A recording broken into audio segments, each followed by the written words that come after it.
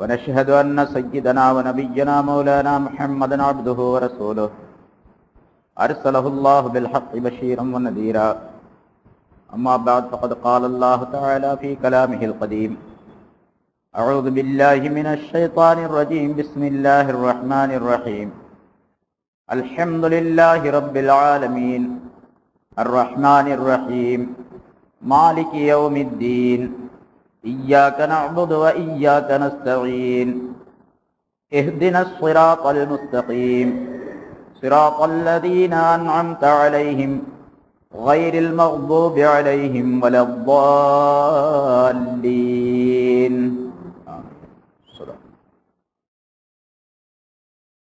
கண்ணியத்திற்குரிய பெரியோர்களே, சகோதரர்களே,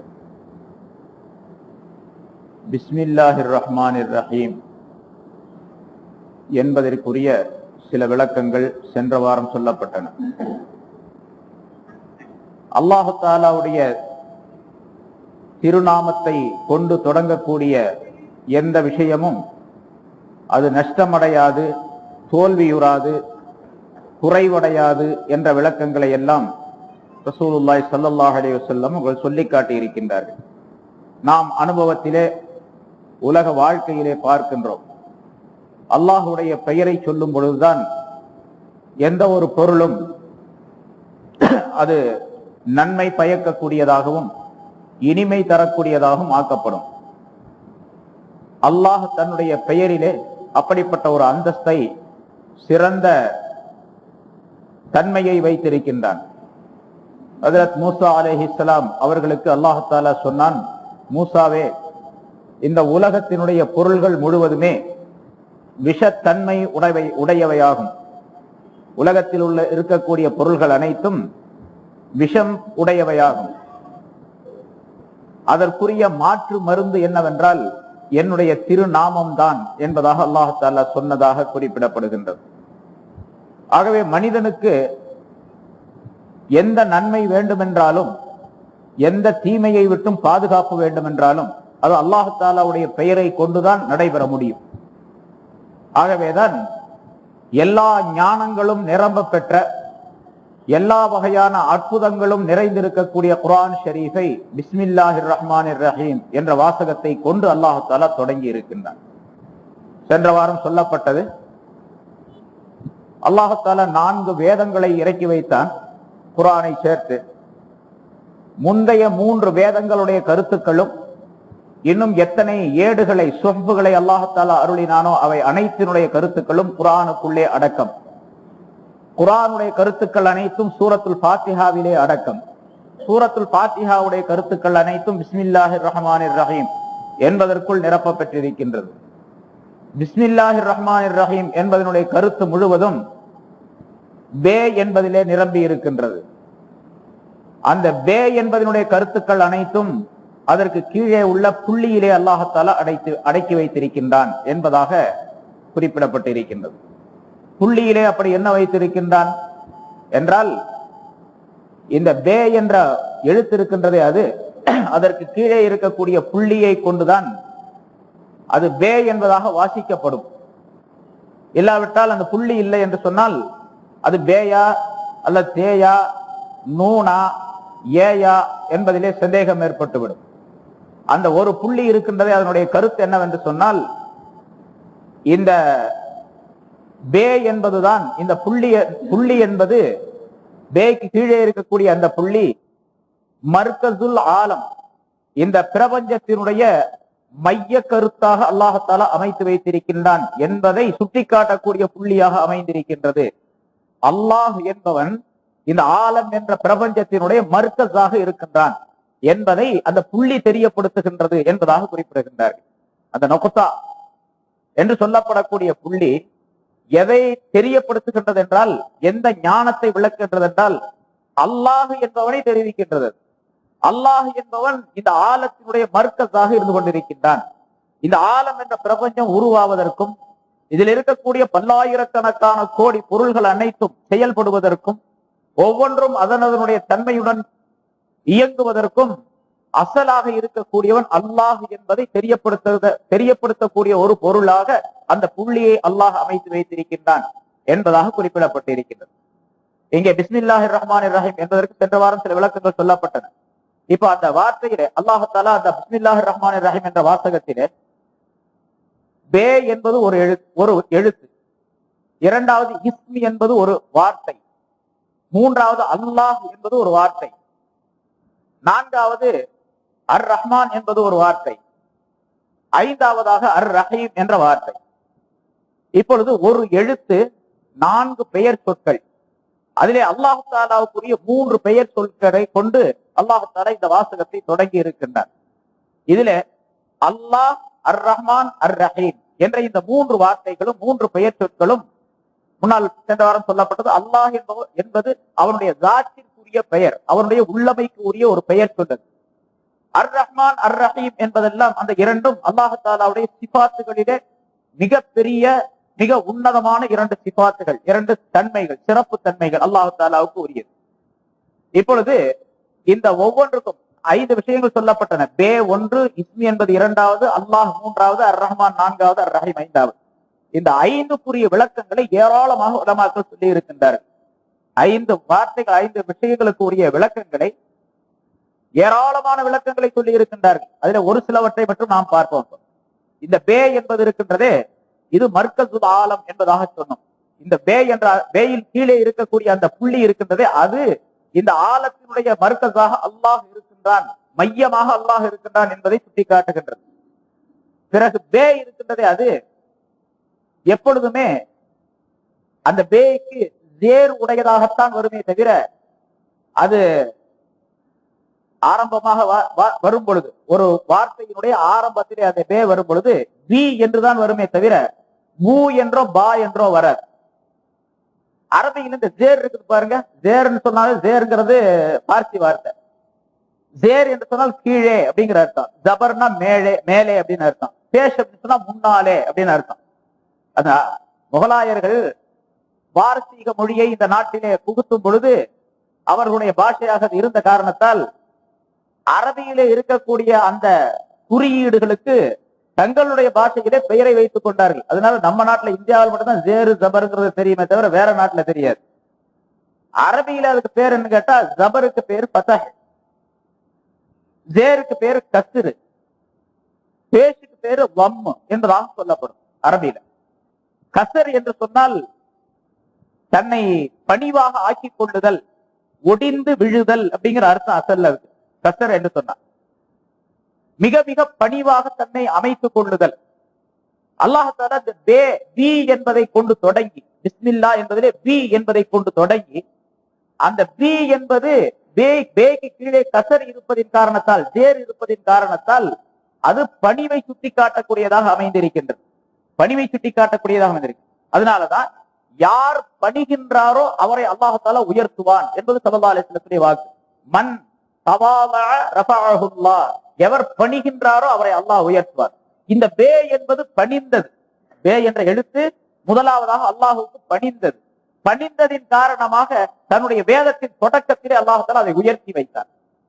தன்னுடைய வேதத்தின் தொடக்கத்திலே போட்டு அதுக்கு உயர்வான நிலையை அளித்தான் என்பதாக குறிப்பிடுகின்றார். இந்த கருத்துக்களிலே நான் சொல்லக்கூடிய பெரும்பாலான கருத்துக்கள் கௌசுல் ஆலம் முஹியுத்தீன் அப்துல் காதிர் ஜீலானி ரஹ்மத்துல்லாஹி அலைஹி தங்களுடைய பல நூல்களிலே எழுதியிருக்கின்றார்கள். வேறு பல முஃபஸ்ஸிரீன்களும் தங்களுடைய தஃப்சீர்களிலே அதை குறிப்பிட்டிருக்கின்றார்கள். எங்கே அந்த பே என்பது பணிவை காட்டக்கூடியதாக இருந்து கொண்டிருக்கின்றது.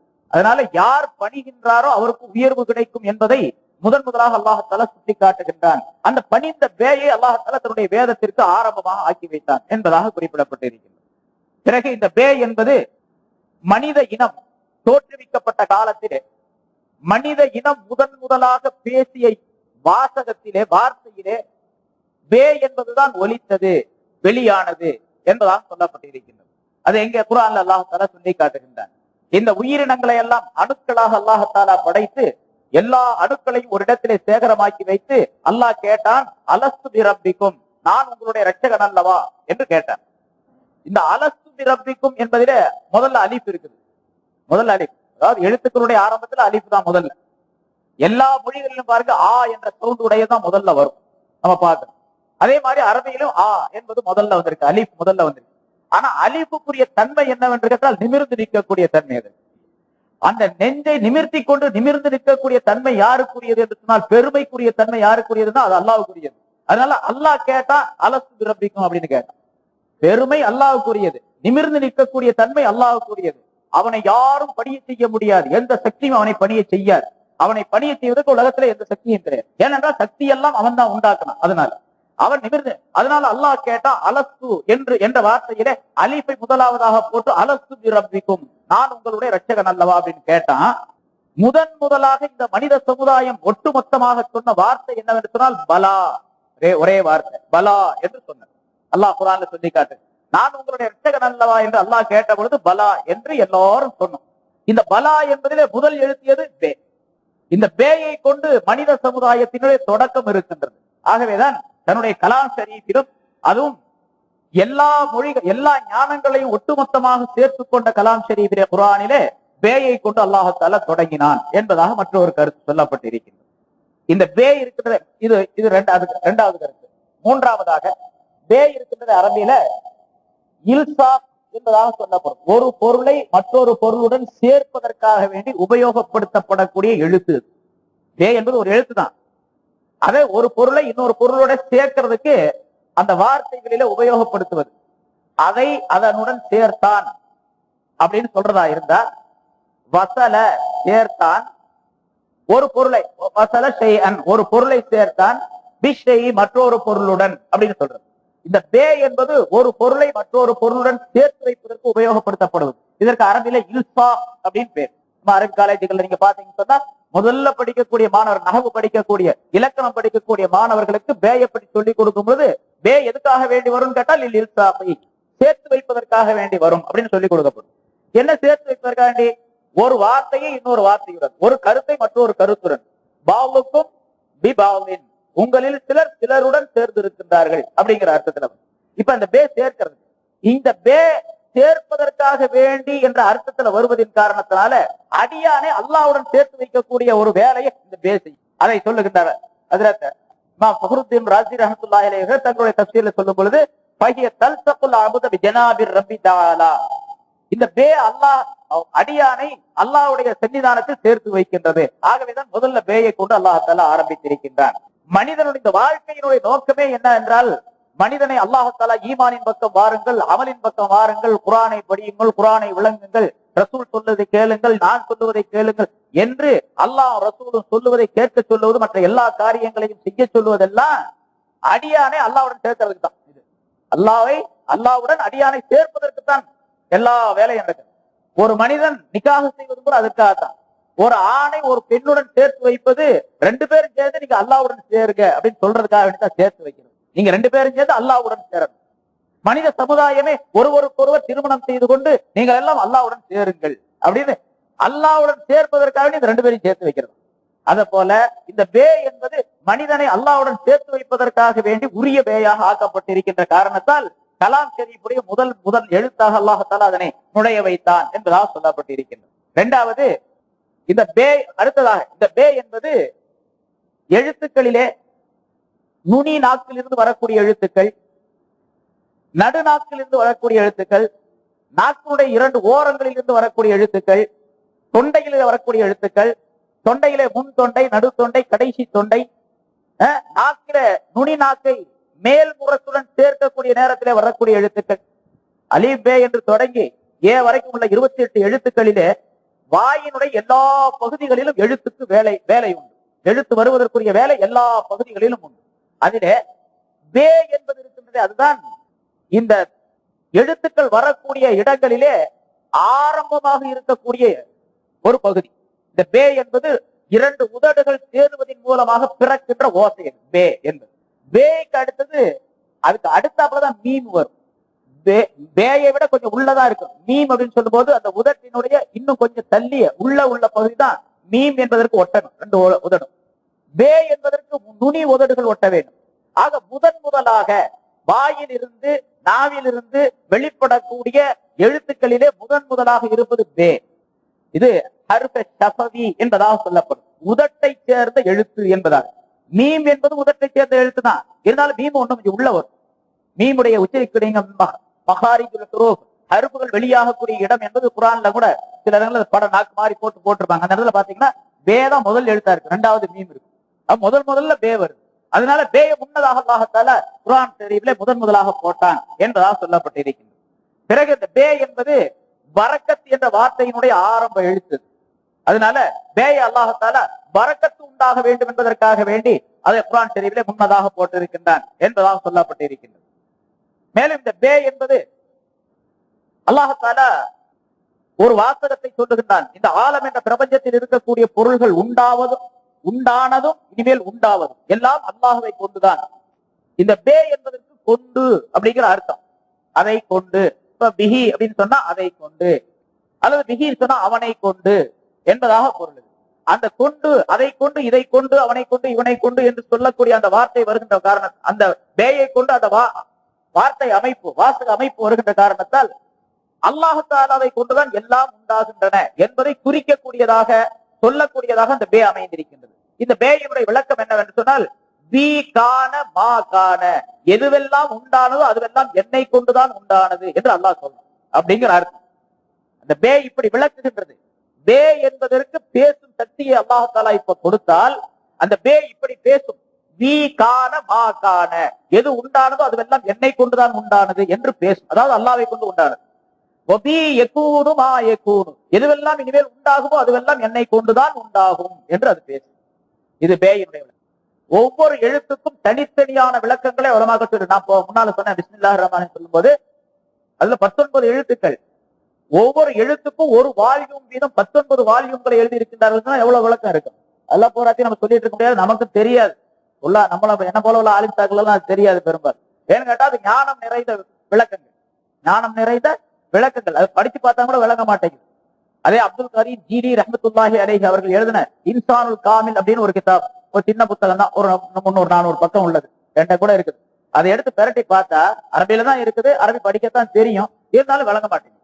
இப்ப இதுல இருக்கிற அரபியெல்லாம் பார்த்தா விளங்கி, அதில் இருக்கிற அரபி பார்த்தா விளங்க மாட்டேங்குது. அடுத்த விலைக்கும் கருத்து விளங்கல. அவ்வளவு ஞானம் உள்ள சில விஷயங்களை அவர்கள் சொல்லுகின்றார்கள். இப்ப நான் சொல்லக்கூடிய விளக்க வார்த்தைகளையும் கூட சில உங்களுக்கு விளங்காம கூட இருக்கும். என்ன பி கான மா கான பி எக்குன்னு மா எக்குன்னு சொல்றாரு, ஒண்ணும் விளங்கலையே அப்படின்னு நினைக்கக்கூடியவங்க கூட உங்கள சிலர் இருக்கலாம். ஏன்னா அதுக்கு தனியா விளக்கங்கள் கொஞ்சம் நீளமா விரிவாக சொன்னா தெரியும். இந்த பே என்பது அதை சுட்டி காட்டக்கூடியதாக இருக்குது, அவ்வளவு மட்டும் விளங்கியது. இப்படி எத்தனையோ கருத்துக்கள். இப்ப அந்த பே அடியானை அல்லாஹ்வுடன் சேர்த்து வைக்குதல் என்ற வேலையை செய்து கொண்டிருக்கின்ற காரணத்தால் பேயை கொண்டு முதலாவதாக அல்லாஹ் தஆலா ஆரம்பித்திருக்கின்றான். இப்ப அந்த பே விளக்கக்கூடிய நிலை என்னவென்று சொன்னால், பிஸ்மில்லாஹிர் ரஹ்மானிர் ரஹீம் என்று எந்தெந்த மனிதர் எல்லாம் தொடங்குகின்றார்களோ அவர்கள் எல்லாம் வெறுமனே ஓதிக்கொண்டே செல்வதை நோக்கமாக கொள்ளக்கூடாது, அல்லாஹ்வுடன் சேருவதை நோக்கமாக கொள்ள வேண்டும். இப்ப நம்ம கேட்கறதுனால நான் சொல்றது நீங்க கேட்கறது, நான் சொல்றதுனால என்னுடைய நோக்கம் என்ன, அல்லாஹ்வுடன் நான் போய் சேரணும். நீங்க கேட்கறதுனால நோக்கம் என்ன, அல்லாஹ்வுடன் நீங்கள் போய் சேரணும். அல்லாஹ்வுடன் சேரணும்னா அல்லாஹ்வுடைய டைரக்டா நம்ம போயிட முடியுமா? முடியாது. எல்லா மனிதராலும் முடியாது, என்னாலையும் முடியாது, உங்களாலையும் முடியாது, இன்னும் பெரிய ஞானம் படைத்தவர்களாலும் பல பேர்னாலும் முடியாது. என்ன, அதுக்கு ரொம்ப உச்சஸ்தானமான நிலைகள் வேண்டும் அல்லாஹ்வுடன் டைரக்டா போய் சேர்றது. அதனால டைரக்டா போய் சேர முடியாதனால யாராவது ஒரு ஆளை வசீலாவாக இடை நிலை உடையவர்களாக வைத்துக் கொள்ளும், அவர் மூலமா போய் அப்படி போயிடணும். அதுக்கு பேர் வசீலா அப்படின்னு சொல்லலாம். இடையில ஒரு ஆளை ஏற்படுத்திக்கிறது. அவர் யாருன்னு கேட்டா அதுக்கு பேர் தான் ஷேகுமார்கள் அப்படின்னு நம்ம சொல்லுவோம். ஒரு ஞானம் பெற்றவர்கள், அல்லாஹ்வுடன் சேர்ந்தவர்கள். ஸல்லல்லாஹு அலைஹி வஸல்லம் இப்படி சொல்லுகிறார், குன் மஅல்லா, அல்லாஹ்வுடன் நீ இரு, அல்லாஹ்வுடன் நீ சேர்ந்திரு, அல்லாஹ்வுடன் சேர்ந்திரு. அல்லாஹ்வுடன் சேர முடியலன்னா என்ன பண்றது? இப்ப நம்மளால போய் டைரக்டா அல்லாஹ்வுடன் சேர முடியல. குன் மஅல்லா, அல்லாஹ்வுடன் நீ இரு. வ இல்லம் தகுன் மாமன் கான மஅல்லா, நீ அல்லாஹ்வுடன் சேர முடியவில்லை என்று சொன்னால் யார் அல்லாஹ்வுடன் சேர்ந்து இருக்குன்னா அவரோடு நீ சேர்ந்திரு. அப்ப அல்லாஹ்வோட அவர் சேர்த்து வச்சிருவாரு. நம்ம பாக்குறோம், ஒரு பிரைம் மினிஸ்டரை போய் பாக்குறதா இருந்தா டைரக்டா போய் அவரை பிரைம் மினிஸ்டரை போய் பார்க்க வேண்டியதா இருக்கு. அப்புறம் அதுக்கு பிறகு ஜனாதிபதியை பார்க்கிறது என்று வழக்கம் உலக வழக்கத்திலே ஆக்கப்பட்டிருக்கு. இதே போன்றுதான் அல்லாஹ்வுடைய தொடர்பு கொள்வதும் இப்படித்தான். இந்த தொடர்பை ஏற்படுத்தி வைக்கக்கூடியதாக இந்த பே அமைந்திருக்கின்றது. பிறகு அடுத்ததாக பேக்கு அடுத்தது இஸ்மு என்ற வார்த்தை. இஸ்மு என்று சொன்னால் பெயர் அப்படின்னு அர்த்தம், நவுன், பெயர் அப்படிங்கிற அர்த்தம். சாதாரண இஸ்மு அப்படிங்கிறத உருதுலையும் கூட அப்படி உபயோகிக்கப்படுது, இஸ்மு அப்படிங்கிற வார்த்தை, பெயர் அப்படிங்கிற அர்த்தம். இந்த இஸ்மு என்பது இருக்கின்றதே அது அல்லாஹ் தஆலாவுடைய பெயரை குறிக்கக்கூடியதாக இந்த இடத்துல சொல்லப்படுது. பி இஸ்மில்லா, அதில் அசல்ல எப்படி இருக்குன்னு கேட்டா பிஸ்மில்லாங்கிறத பி இஸ்மில்லா அப்படின்னு இருக்கணும். வார்த்தையினுடைய சுருக்கத்திற்காக வேண்டியும் வார்த்தையினுடைய அமைப்புக்காக வேண்டியும் அந்த அலிஃபை எடுத்துட்டு பிஸ்மில்லா என்று சேர்க்கப்பட்டிருக்கின்றது. இது எல்லா மொழிகளிலும் உள்ள ஒரு வழக்கம். தமிழ்ல எடுத்துக்கிட்டாலும் சரி, சில இடங்கள்ல எழுத்துக்களை சேர்த்து வாசிக்கக்கூடிய நேரத்துல ரெண்டு வார்த்தைகள்ல ஒரு வார்த்தையில் இருக்கக்கூடிய இரண்டாவது வார்த்தையில் வரக்கூடிய ஒரு எழுத்து போக்கப்பட்டு விடும், அல்லது அந்த எழுத்து வேறு ஒரு விதமாக மாறும். அப்படிப்பட்ட அமைப்பு எல்லா மொழிகளிலும் உண்டு. அதுபோன்று பி இஸ்மில்லா என்று சொல்லும் போது கொஞ்சம் வார்த்தை நீளமாகவும் சொல்லுவதற்கு கொஞ்சம் கடினமானதாகவும் இருக்கின்ற காரணத்தால் பிஸ்மில்லா அப்படின்னு சொல்லிடுறது. ஆக அசல்ல பி இஸ்மில்லா அப்படிங்கிறது. இப்ப இஸ்மு அப்படிங்கிறது பெயர் அப்படின்னு அர்த்தம். இப்ப இந்த இடத்துல அல்லாவை கொண்டு நான் ஆரம்பிக்கிறேன் அப்படின்னு சொல்லாம அல்லாவுடைய பெயரை கொண்டு ஆரம்பிக்கிறேன் அப்படின்னு சொல்லப்பட்டு இருக்கின்றது. பிஸ்மில்லான்னு சொன்னா அல்லாவுடைய பெயரை கொண்டு நான் ஆரம்பிக்கிறேன் அப்படின்னு சொல்றோம். என்ன அல்லாவுடைய பெயர்? அல்லாஹ் தான பெயர் அவனுக்கு, அல்லாங்கிறது தான் பேரு. அப்புறம் அல்லாவுடைய பெயர்னு சொன்னா அது என்னது? அதனால அல்லாவுடைய இந்த அல்லாவுடைய பெயர் அப்படின்னு சொன்னா இந்த ரெண்டு வார்த்தையாக ரெண்டு விளக்கமாக ஆகுது, ரெண்டு கருத்துக்களாக ஆகுது. என்னுடைய தொப்பி அப்படின்னு சொல்றீங்க, என்னுடைய தொப்பி அப்படின்னு. என்னுடைய அப்படிங்கிறதுல நான் என்பது வேறு, தொப்பி என்பது வேறு. என்னுடைய பேரை வச்சுங்க, நிஜாமுத்தீனுடைய கண்ணாடி அப்படின்னு சொன்னா நிஜாமுத்தீன் என்ற வார்த்தை வேறு, கண்ணாடி வேறு, ரெண்டு வேற வேற பொருள். அப்ப அல்லாஹ்வுடைய பெயர் அப்படின்னு சொன்னா அல்லாஹ் வேற பேர் வேற அப்படின்னு அர்த்தம் வரும். கொஞ்சம் ஆழமா சிந்திச்சு பார்க்கக்கூடியவங்களுக்கு தான் இதெல்லாம் தெரியும். என்னுடைய டம்ளர் அப்படின்னு சொன்னா நான் என்பது வேறு, டம்ளர் என்பது வேறு, ரெண்டு வேற வேற பொருள். ஒன்றை இன்றோடு சேர்க்கும் பொழுது ரெண்டு பொருளாக ஆகணும். அப்ப இஸ்மி என்பது வேறு, அல்லாஹ் என்பது வேறு அப்படின்னு வரணும். அதனால இந்த இடத்துல அல்லாஹ்வுடைய பெயரை கொண்டு ஆரம்பிக்கிறேன் அப்படி சொல்லாம தமிழ்ல அர்த்தம் சொல்லும் போது இப்படி சொல்லணும். அதுக்கு விளக்கம் எப்படி சொல்லணும் கேட்டா, அல்லாஹ் என்ற பெயரை கொண்டு நான் ஆரம்பிக்கிறேன். அல்லாஹ் என்ற திருநாமம், அல்லாஹ் தான் திருநாமம், அல்லாஹ் என்பதுதான் இஸ்மு, அல்லாஹ் என்பதுதான் பெயர். அல்லாஹ் உடைய பெயர் அப்படின்னு சொன்னா அல்லாஹ் வேறு பெயர் வேறு அப்படிங்கிற அர்த்தம் அல்ல. அல்லாஹ் என்ற பெயரை கொண்டு, அல்லாஹ் என்ற வார்த்தையை கொண்டு, அல்லாஹ் என்ற திருநாமத்தை கொண்டு நான் ஆரம்பம் செய்கிறேன் அப்படிங்கிற கருத்து. ஆரம்பமாக கலம் என்ற பேனாவை அல்லாஹ் தஆலா படைத்து எழுது அப்படின்னு சொன்னான், எழுத சொன்னான். அந்த கலம் என்ற ஒரு பேனாவை படைச்சான் அப்படின்னு சொல்லிட்டு ஹதீஸ்ல நிறைய வருது, அது ஆதாரபூர்வமான செய்தி. அந்த லவ்ஹுல் மஹ்ஃபூல் என்ற பலகையில எழுது அப்படின்னு சொன்னான். அந்த பேனா உடனே பே என்பதை எழுதியது. முதல்ல பே தான் அந்த கலம் எழுதியது. அப்புறம் பிறகு இரண்டாவது சீனை எழுதியது, சீனன். அந்த சீனுல மூணு பல்லு இருக்கும், இப்படி வளைவு, மூணு பல்லு இருக்கும் அதுல மேல. அதனால சீனை எழுதும் போது மூணு பல்லுகளோடு எழுதணும். அந்த பேனா எழுதும் போது ஆரம்பத்தில் கலம் எழுதும் போது மூணு பற்களோடு தான் அதை எழுதியது. பே என்பதை எழுதிய உடனே அல்லாஹ் தஆலாவுடன் அடியார்கள் படைப்புகள் இணையக்கூடிய ஒரு அம்சத்தை அதிலிருந்து அல்லாஹ் தஆலா வெளியாக்கினார். பிறகு சீன் என்பதை எழுதிய பொழுது அந்த மூன்று வளைவுகளில் இருந்து, மூன்று பற்களில் இருந்தும் ஒரு விதமான ஒளி வெளியாகி அது இந்த ஆலம் என்ற உலகம் முழுவதும் பரவியது என்பதாக சொல்லப்பட்டிருக்கிறது. ஆலம் என்ற பிரபஞ்சம் முழுவதும் அந்த ஒளி பரவியது. எதிலிருந்து வந்துச்சு? அந்த ஒளி எங்கிருந்து வருது? அந்த சீனுடைய பற்களில் இருந்து, மூணு பல்லில் இருந்து வந்துச்சு. அதனாலதான் சீனை எழுதும் போது பல்லு இல்லாம எழுதக்கூடாது.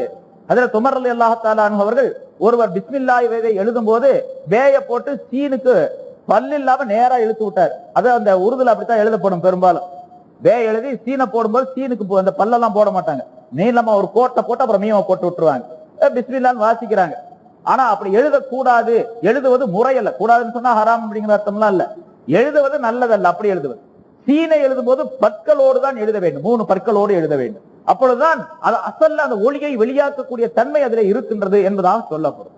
அப்ப பிஸ்மில்லாஹிர் பிஸ்மி இரண்டாவது சீனை எழுதுது, மூன்றாவது மீமை எழுதியது. இப்படி ஒவ்வொரு எழுத்தாக எழுதும் பொழுது ஒவ்வொரு விதமான அற்புதமான நிலைகள் ஏற்பட்டன என்பதாக சொல்லப்பட்டு இருக்கின்றது. இரண்டாவதாக பிஸ்மி இஸ்மி என்பது அல்லாஹ் என்ற திருநாமத்தை கொண்டு நான் ஆரம்பம் செய்கின்றேன். இந்த சீன் இருக்கின்றது, இரண்டாவது உள்ள சீன் இருக்கிறது, அது அல்லாஹ் தஆலாவுடைய 99 திருநாமங்களிலே எந்தெந்த திருநாமங்களில் எல்லாம் சீன் வருகின்றதோ அதனுடைய கருத்துக்கள் அனைத்தையும் பொதிந்ததாக உட்கொண்டதாக இருக்கின்றது அப்படின்னு சில ஞானவான்கள் குறிப்பிடுகின்றார்.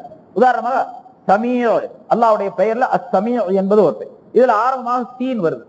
அதே மாதிரி சய்யித், அல்லாஹ் தஆலாவுக்கு தலைவன் சய்யித் என்ற பெயரும் சொல்லலாம். அதே மாதிரி சரீஉல் ஹிசாப், விரைவாக கேள்வி கணக்கு கேட்கின்றவன் என்ற பெயரும் அல்லாஹ்வுக்கு சொல்லப்படுகின்றது. சலாம் என்ற பெயர் சொல்லப்படுகின்றது. சத்தார் என்று பெயர் சொல்லப்படுகின்றது. இதெல்லாம் ஆரம்பத்துல சீன் வருது. ஒரு 6 வார்த்தைகள் அதுல வருது, 6 சிபத்துகள். அந்த 6ல் இருக்கக்கூடிய சீன் எந்த கருத்து, அந்த 6 வார்த்தைகளும் எந்த கருத்தை தெரியப்படுத்துகின்றதோ அந்த கருத்துக்கள் அனைத்தும் இந்த சீனுக்குள்ளே இருக்கின்றன. இந்த 6 கருத்துக்களையும் அடக்கி வைத்துத்தான் அல்லாஹ் தஆலா சீனை வைத்திருக்கின்றான் என்பதாகவும் சொல்லப்பட்டு இருக்கின்றது. அதே போல 3வது எழுத்து மீம். இந்த மீம் என்பதும் இதே மாதிரி தான். அல்லாஹ்வுடைய திருநாமங்களிலே சிபாத்துகளிலே எது எது மீமை கொண்டு ஆரம்பமாகின்றதோ அந்த பெயர்களுடைய கருத்துக்கள் அனைத்தும் அந்த மீமுக்குள்ளே இருக்கின்றன என்பதாக. உதாரணமாக மலிக், மன்னான், மஜீத், மூமின், முக்ததிர், முகீத், முக்ரிம், முன்இம், முஃலில், முஸவ்விர், முஹைமின், மாலிக் என்ற வார்த்தைகள் எல்லாம் மீமை கொண்டு ஆரம்பிக்கப்படக்கூடிய, அதெல்லாம் ஆரம்பம் மீம் வரும். இது என்னென்ன கருத்துக்களை தெரியப்படுத்தணும் அதெல்லாம் அதுக்குள்ள இருக்கு. மூமின் அபயம் தரக்கூடியவன், முக்ததிர் சக்தி பெற்றவன், அல் முக்ரிம் கண்ணியம் அளிக்கக்கூடியவன், அல் மன்னான் உபகாரம் செய்யக்கூடியவன், அல் மஜீத் கண்ணியத்திற்குரியவன், தலைமைத்தனம் உடையவன் என்றெல்லாம் சொல்லப்பட்டு இருக்கின்ற இந்த கருத்துக்கள் எல்லாம் அந்த மீமுக்குள்ளே இருக்கு. இப்ப பிஸ்மி என்று 3 எழுத்தை சொன்னாலும் கூட இவர் பல வார்த்தைகளை சொல்லிய, பல சிபாத்துகளை சொல்லிய நன்மைகளை பெற்றுக் கொள்கின்றார். அதனாலதான் ஸல்லல்லாஹு அலைஹி வஸல்லம் சொன்னாங்க, பிஸ்மில்லாஹிர் ரஹ்மானிர் ரஹீம் என்று ஓதும் பொழுது குர்ஆனுடைய ஆயத்துகளில் ஒன்று என்ற நிய்யத்துல ஓதும் பொழுது, இமாம் ஷாஃபி ரஹ்மத்துல்லாஹி உடைய கருத்தின்படிக்கு பிஸ்மில்லாஹ் என்பது குர்ஆன்ல உள்ளதான், அந்த பிஸ்மில்லாஹிர் ரஹ்மானிர் ரஹீம் என்பது. இப்ப குர்ஆனுடைய ஆயத்தை ஓதும் பொழுது ஆயத்துகளிலே ஒவ்வொரு எழுத்திற்கும் 10 நன்மைகள் வழங்கப்படும் அப்படின்னு சொன்னாங்க ஸல்லல்லாஹு அலைஹி வஸல்லம். அது சாதாரணமாக ஓதும் பொழுதுதான் ஒரு எழுத்துக்கு 10 நன்மைகள். சாதாரணமாக தொழுகைக்கு வெளியே ஓதக்கூடிய நேரத்தில் ஹஜ்ரத் அலி ரலியல்லாஹு தஆலா அன்ஹு அவர்கள் அந்த ஹதீஸுக்கு விளக்கம் சொல்லும்போது இப்படி சொல்லுகின்றார்கள், ஒரு மனிதர் தொழுகையிலே நின்று கொண்டு குர்ஆனுடைய ஆயத்துக்களை ஓதினால் ஒரு எழுத்துக்கு 200 நன்மைகள் வழங்கப்படும் அப்படின்னு. ஒரு எழுத்துக்கு 200 நன்மைகள். சரி, தொழுகையில உட்கார்ந்து தொழுகிறாங்க சில பேர், உட்கார்ந்து கொண்டு தொழுகக்கூடிய நேரத்தில் ஓதினார் என்று சொன்னால் ஒரு எழுத்துக்கு 100 நன்மைகள் வழங்கப்படும். தொழுகைக்கு வெளியே, தொழுகை இல்லாத நேரத்திலே தொழுகைக்கு வெளியே ஒருவர் குர்ஆனை ஓதினால், அவர் ஒலுவுடன் இருந்து கொண்டு ஓதினால் அவருக்கு ஒரு எழுத்துக்கு 50 நன்மைகள் வழங்கப்படும். ஒலு இல்லாமல் ஓதினால் அவருக்கு 10 நன்மைகள் வழங்கப்படும். அப்ப ரசூலுல்லாஹி ஸல்லல்லாஹு அலைஹி வஸல்லம் அவர்கள் ஒரு எழுத்துக்கு 10 நன்மை என்று சொன்னது சாதாரணமான நிலையில ஒலுவில்லாத நேரத்தில் ஓதினா கூட 10 நன்மை உண்டு என்ற கருத்தை அலி ரலியல்லாஹு தஆலா அவர்கள் சொல்லி காட்டுகின்றார்கள். சரி, இங்கே அந்த பிஸ்மி என்று சொல்லும் பொழுது அந்த ஒவ்வொரு எழுத்துக்கும் இவ்வளவு நன்மைகள் ஏன் கொடுக்கப்படுகின்றன என்று சொன்னால், அந்த ஒவ்வொரு எழுத்துக்குள்ளும் இந்த இப்ப சொல்லப்பட்ட அத்தனை வார்த்தைகளுடைய கருத்துக்களும் நிரம்பி இருக்கின்றன. அதனால் அவ்வளவு நன்மைகள் கிடைக்கின்றன என்பதாக குறிப்பிடுகின்றார்கள். பொதுவாக பிஸ்மில்லாஹிர் ரஹ்மானிர் ரஹீம் என்று முழுமையாக சொன்னால் முழுமையான நன்மை கிடைக்கும். நான் போன வாரம் சொன்னேன், ஒரு பொருளை சாப்பிடும் பொழுது அல்லது குடிக்கும் பொழுது பிஸ்மில்லாஹிர் ரஹ்மானிர் ரஹீம் என்று முழுமையாக சொல்லுவது நல்லது. பிஸ்மில்லா அப்படின்னு சொன்னாரு அது கூட போதும். பிஸ்மில்லாஹ் என்று சொன்னாலும் கூட மிகச் சிறந்த உயர்ந்த நன்மையை பெற்றுக்கொள்ள முடியும்.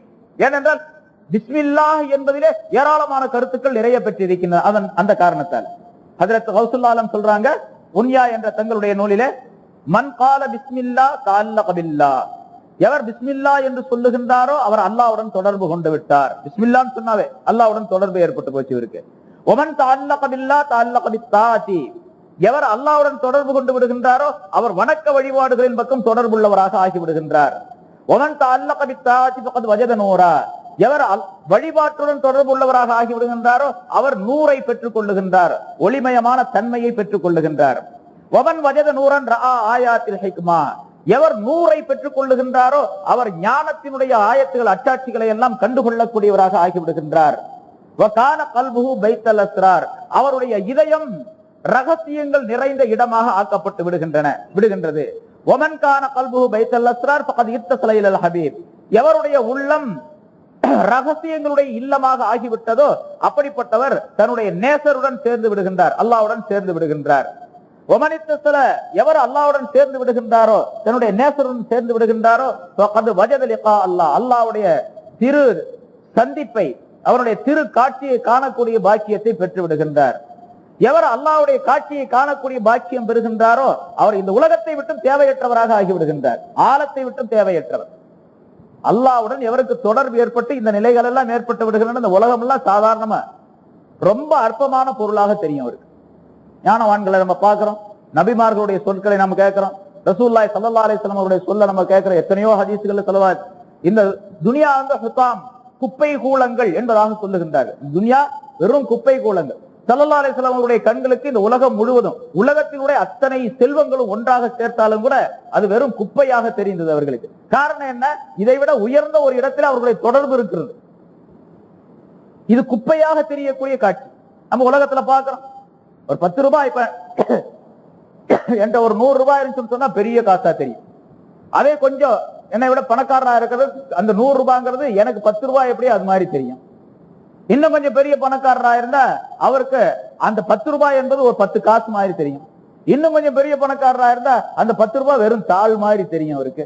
இது உலக நடைமுறைகள்ல துனியாவுடைய விஷயத்துல நம்ம பார்க்கிறோம். அது மாதிரி தீனுடைய விஷயத்துல, ஆகிரத்துடைய விஷயத்திலும் அப்படித்தான். யார் மேலே போகின்றார்களோ அவர்களுக்கு கீழே இருக்கக்கூடிய பொருள் எல்லாம் குப்பையா தெரியும். இதை எவர் பிஸ்மில்லாஹ் என்று சொல்லி, பிஸ்மில்லாஹ் சொன்னா வெறுமனே பிஸ்மில்லா நம்ம தான் சொல்லிக்கிட்டே இருக்கிறோம் 1000 தடவை ஒரு நாளைக்கு, அது பிரச்சனை இல்லை.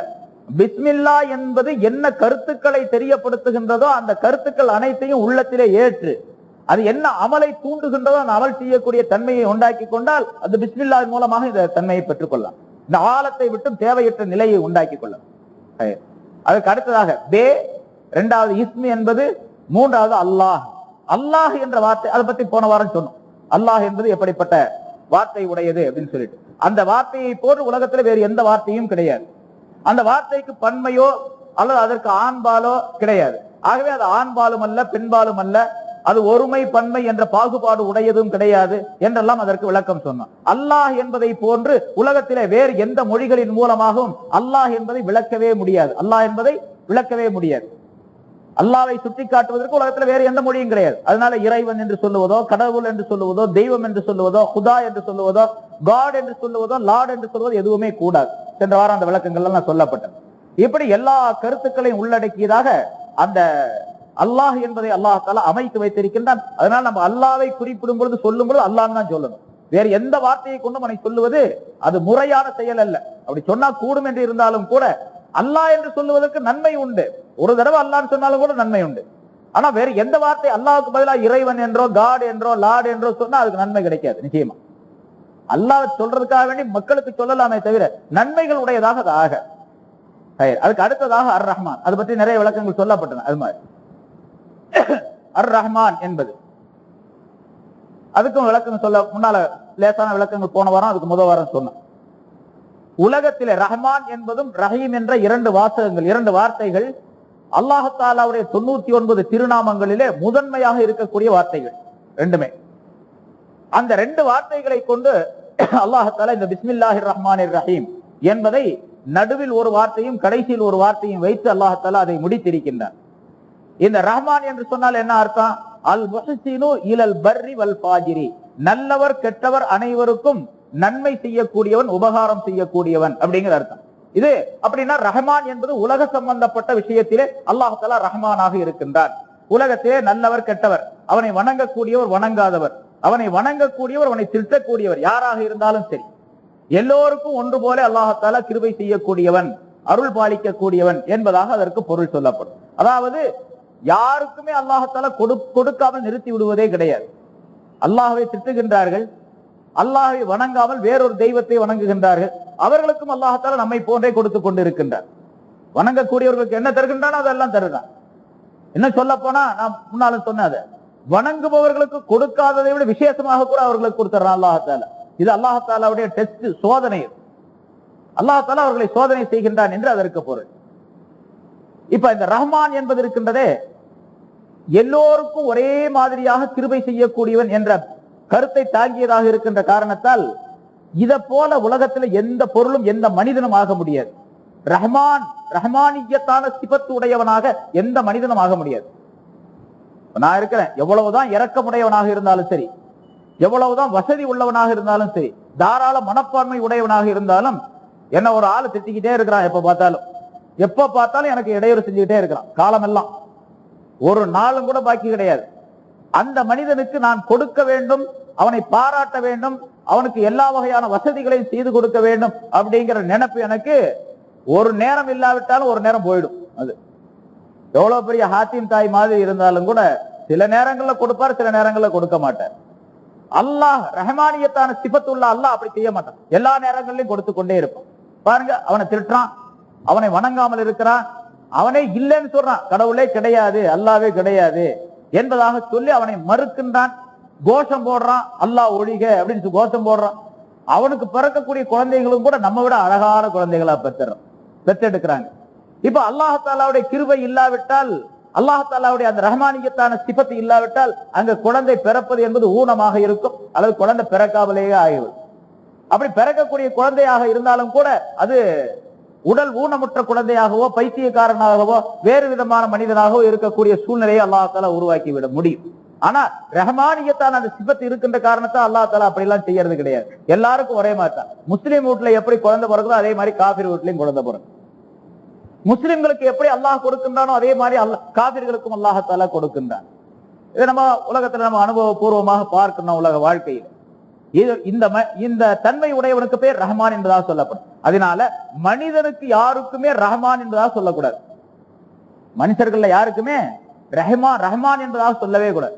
அந்த ரஹ்மானியத்தான சிபத்து மனிதர்களுக்கு வரவே முடியாது.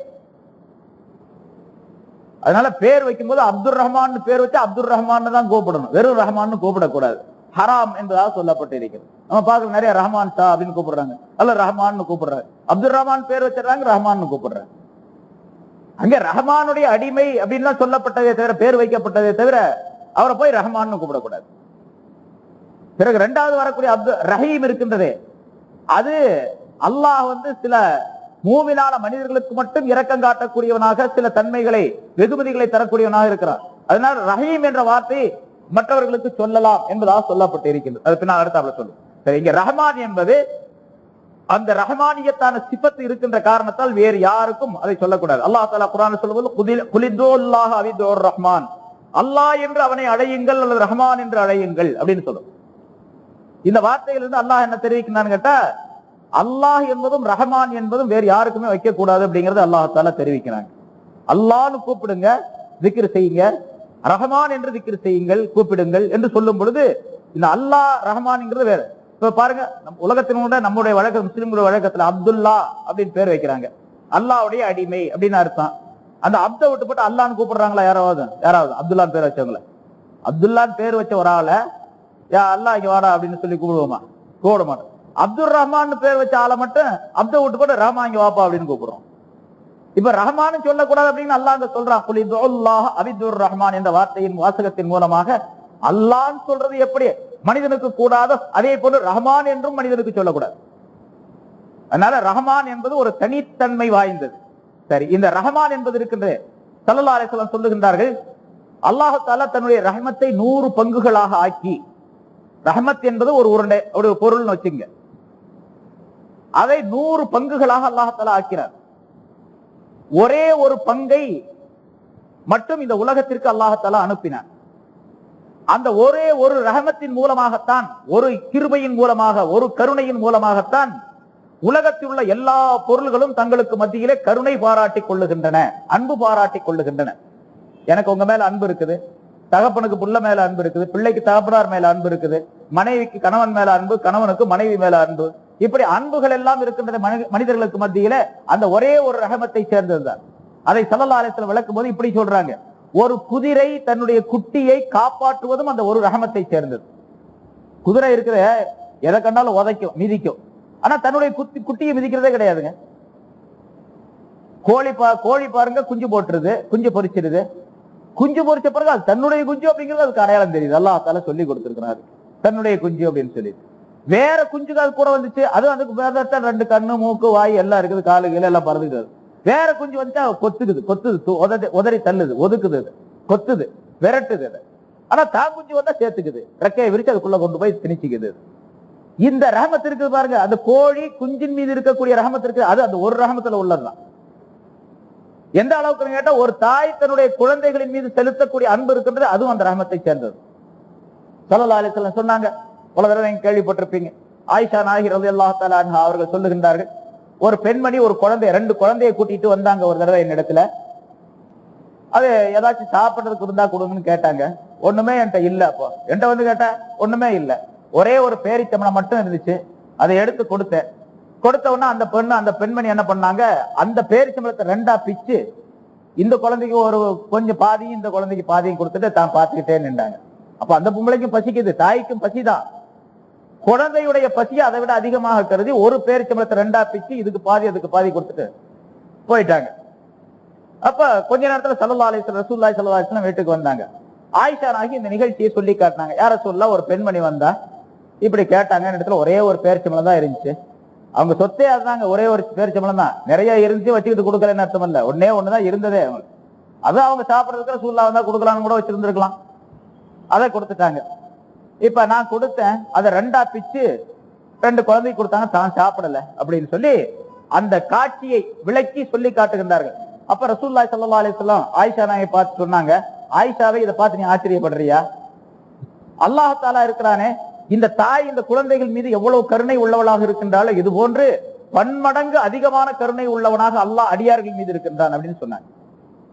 அது 70 மடங்கு அப்படின்னு சொல்லப்பட்டு இருக்கின்றது.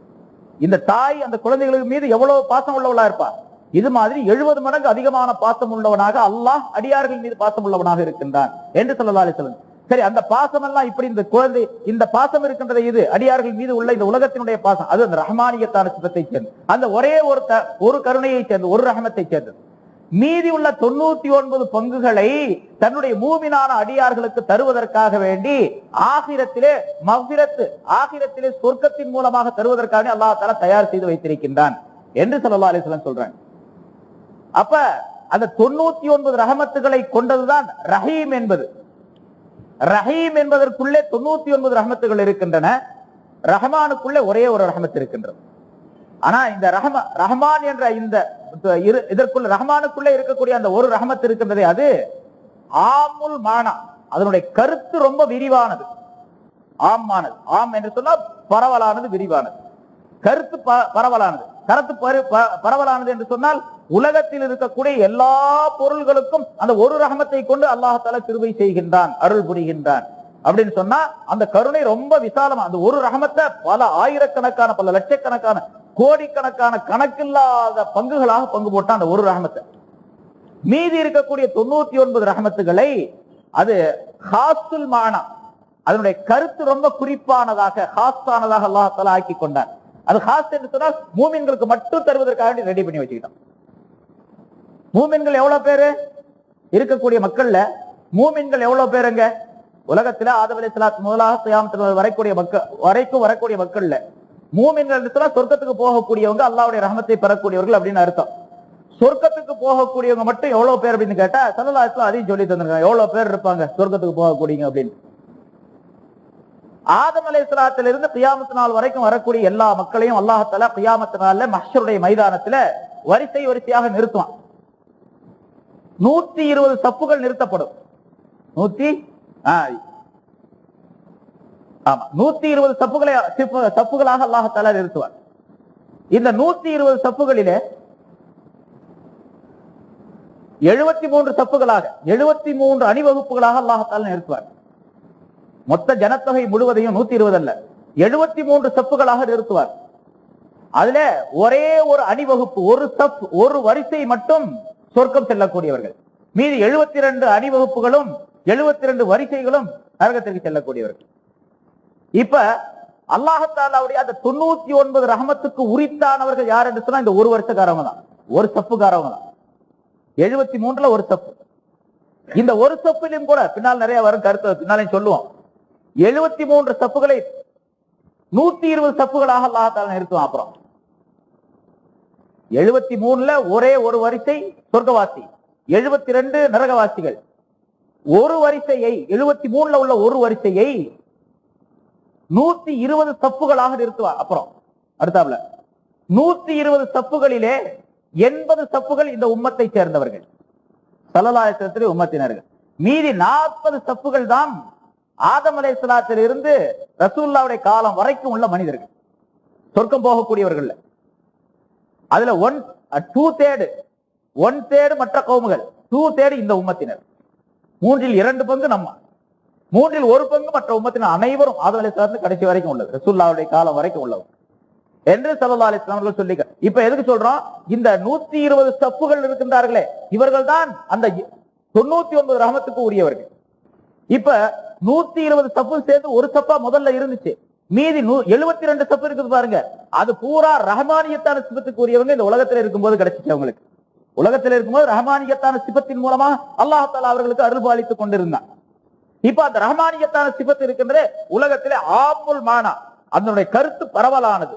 ஆனா வார்த்தை அந்த ஹாசுல் லெஃபுல் அந்த வார்த்தை இருக்கின்றது, அது ரொம்ப குறிப்பானது. அதற்கு நேர் மாற்றமாக ரஹீம் என்ற சிபத்து இருக்கின்றது, ஹாசுல் மானா ஆமுல் லெஃபுல்.